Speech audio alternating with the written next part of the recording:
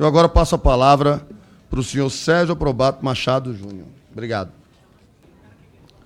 Então, boa tarde a todos. A FENACON, para quem não conhece, é a Federação Nacional das Empresas de Serviços Contábeis. Nós estamos nessa luta aí contra a carga tributária há muitos anos. Vocês imaginem, né? Nós cuidamos hoje basicamente de 98% das empresas brasileiras. São clientes das nossas empresas prestadoras de serviços espalhadas no país como um todo. Então a gente sabe exatamente o termômetro, como isso funciona no país, né? Essa parafernália tributária. Concordo muito com o que o Luiz Carlos Rauli falou, gostei muito da sua fala, da sua proposta.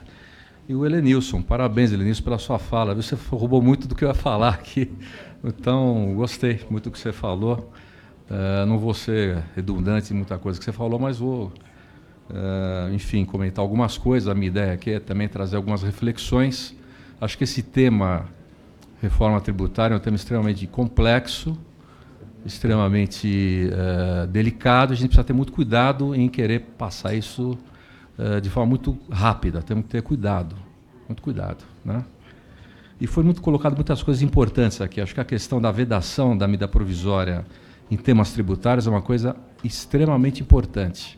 Acho que qualquer operação daqui para frente com relação a temas relativos à área tributária, a gente tem que pensar muito bem e tem que ser aprovado nessa casa com discussões alongadas, discussões realmente técnicas aqui nesta casa, aqui que tem que ser feita essa discussão e não através de medida provisória, como vem sendo feito nos últimos anos. Então, isso foi muito bem colocado pelo nosso colega, o Helenilson, e eu acho que tem que ser esse caminho mesmo.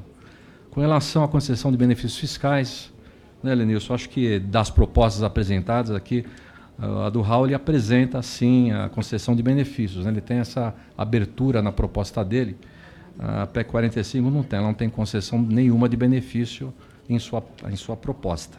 Então, a gente precisa também ter essa abertura. Acho que é importante a gente ter a visão de que o Brasil é um país geograficamente extremamente grande, com realidades diferentes. A gente precisa pensar nisso. Não é um país igualitário. É diferente, tem as suas zonas de desconforto, que a gente precisa pensar que ele cresceu e tem hoje uma cara bonita, e para quem corre o Brasil e conhece o país como um todo, uma cara muito parecida praticamente em toda a sua região, em função dessas zonas com regiões incentivadas. Acho que por conta disso que o Brasil está dessa forma. Se não fosse desse jeito, com certeza, muito tranquilamente, o Brasil não seria o que ele é hoje. Então, a gente precisa pensar nisso. Não podemos mudar isso de uma hora para outra. Então, tem que ter esse cuidado nessa avaliação. Então, dentro de alguns aspectos, especialmente da PEC 45, que eu fiz uma análise um pouco mais criteriosa, na questão da regra de transição, que acho que é um ponto que você colocou muito bem, eu acho que a gente tem que trazer isso aqui. Uma preocupação até do governo de não perder e melhorar a sua posição no Doing Business. Ele está dizendo que quer chegar em 50º lugar. Eu acho que não vai chegar nunca. Se pensar em 10 anos de transição, aumentando aí os controles, aumentando as obrigações acessórias. Só imaginem, você está tendo que emitir por 10 anos a nota fiscal que existe hoje eletrônica, emitindo ICMS e emitindo uma nota fiscal eletrônica em IBS. Né? Você vai ter que ter um controle dual, né? 2 contabilidades, 2 notas fiscais eletrônicas e 2 controles já com essa parafernália toda que existem hoje, com substituição tributária, default, né, diferencial de alíquota, que não vai sair por 10 anos, né, quer dizer, que é uma loucura. Você imagina como é que fica, né? Então, eu acho que é uma coisa a se pensar. Na minha visão, na minha modesta visão, acho que tem que, na minha opinião, não teria que ter regra de transição. Eu sou favorável à aprovação de uma regra, impor a regra por 2 anos, até a conscientização de todos os entes envolvidos, os entes federativos, as empresas, enfim, todos que se envolvam na situação, e aplicar a regra. O próprio governo está sinalizando isso no projeto dele, se é que vai colocar o projeto de verdade, mas em conversa privada que eu tive com a Receita Federal, a ideia deles, se vier com o projeto deles, é não ter regra de transição, é impor o projeto, acabou. Quer dizer, que eu acho que é muito mais, na minha visão, é muito mais coerente, né?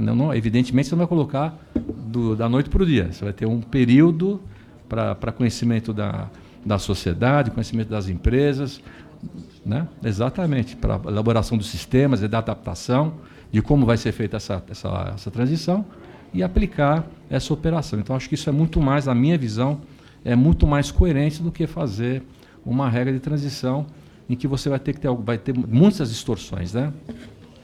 O detalhe que eu acho que é importante também trazer aqui à tona, ao conhecimento dos senhores, aí uma preocupação que eu tenho, porque em todos os projetos que eu vi não se fala muito no Simples Nacional, né? A gente percebe especialmente no projeto da PEC 45 que o Simples Nacional ele está especialmente fora do projeto, né? Totalmente fora. Inclusive, ele não poderá repassar seus créditos, que hoje ele repassa crédito e não poderá repassar. Então, você percebe que quem está no Simples fica desmotivado a ficar dentro da plataforma Simples, tendo que sair do Simples para poder migrar para o sistema IBS. Isso para mim está claro. Transgredindo, inclusive, um artigo do 179 da Constituição brasileira, né, que é do tratamento diferenciado às pequenas e microempresas, né? Só que a gente tem que ficar atento hoje que 4,9 milhões de empresas, ou seja, 98% das empresas brasileiras estão no sistema simplificado. Ou seja, quase a totalidade das empresas brasileiras estão no sistema simplificado e estão fora da reforma tributária. Uma coisa parece meio absurda, mas Na minha tem. Então, mas está aqui. Nessa aqui. Mas a minha... Se apresenta? É. A minha proposta tem o Simples. Então acho que é uma coisa importante ter essa questão colocada. Talvez apresentar um IBS simples, simplificado. Acho que é uma questão, se é isso que se quer. Já que você está trazendo todos os mesmos impostos, os mesmos tributos para o sistema IBS, né, que estão hoje no sistema simplificado, por que não pensar no sistema simplificado ao IBS? Eu não vejo por que não fazer dessa forma, para se manter a mesma coerência que existe. Porque vocês imaginem os senhores, se manter esse sistema de transição de 10 anos, para uma empresa que está no Simples Nacional, e que hoje já é um absurdo, né? Porque você tem dois critérios hoje de desenquadramento, né? Para as empresas que estão no Estado e no município, o limite é 3 milhões e 600, então o sujeito que estoura o limite, ele se desenquadra no Estado, mas não se desenquadra no limite federativo, então ele tem que ter como controle o recolhimento do sistema simplificado para o sistema federativo e no sistema normal para o sistema do Estado ou municipal, tá certo?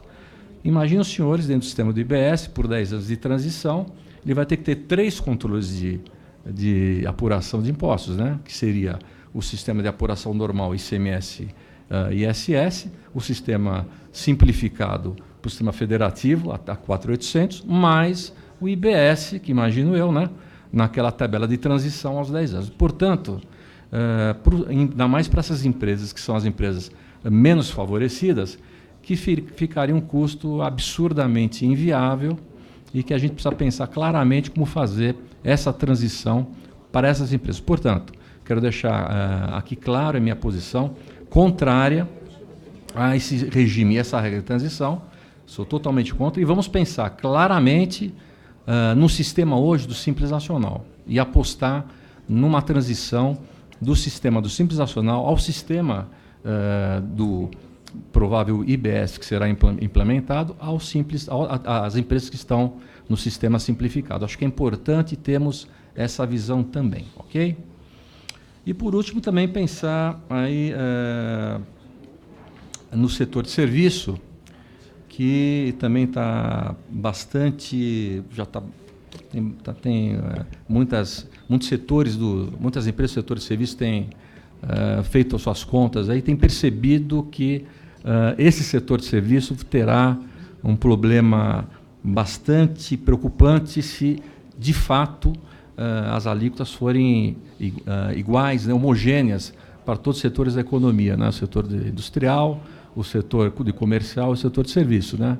Por quê? Porque na cadeia original de serviço não há crédito anterior, né? Então, o maior vamos imaginar, o maior custeio do setor de serviço é justamente o custeio de pessoal, e esse não gera crédito nenhum, né? Diferente das cadeias da indústria e do comércio, que tem crédito inicial originalmente no início das suas cadeias produtivas. Então, esse é um grande diferencial que faz uma diferença gigantesca para o setor de serviços. Então, ou teremos que ter também um diferencial de alíquota para esse setor, ou vamos ter que entrar na desoneração da folha, né? Pensar em alguma coisa de desoneração que possa dar esse diferencial para que o serviço entre em condições iguais, quando se pensar numa alíquota homogênea para todos os setores dentro de uma única alíquota dentro do IBS. Então, por quê?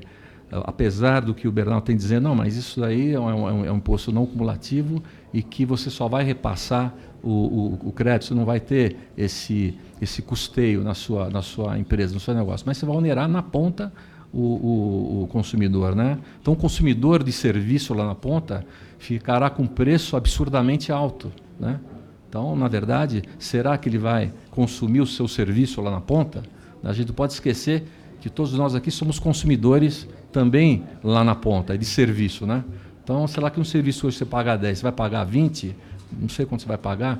Pode deixar talvez você diminua aquele serviço lá na ponta. Então, é isso que nós queremos evitar, né? Que você tenha uma diminuição nesse setor, um setor que em 2018 trouxe para o Brasil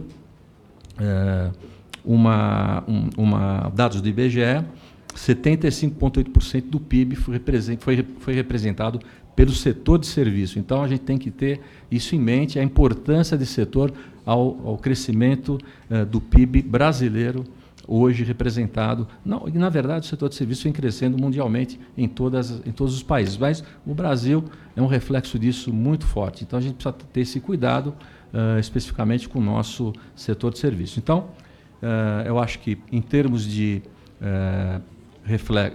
reflexões, é importante que a gente tenha essa visão do Simples Nacional, que envolve basicamente todas as empresas de todos os setores, né, que estão no Simples Nacional, que são 98% das empresas, a regra de transição, que é absurdamente onerosa a todas as empresas, que, ao meu ver, seria importante que a gente pensasse que não houvesse essa regra de transição, e para o setor de serviços ter esse cuidado de ter aí uma revisão não linear ao setor, ou que se fizesse realmente que se tivesse uma ideia de uma desoneração, talvez, aí da folha, para que se tenha uma condição igualitária com os outros setores econômicos no preço final do seu produto, e que você tenha uma condição igual para vender e continuar vendendo os seus serviços ali na ponta. Então, era isso que eu tinha a comentar. A princípio, estou aberto aí a qualquer questionamento que venha a fazer vocês aí na plateia. Obrigado.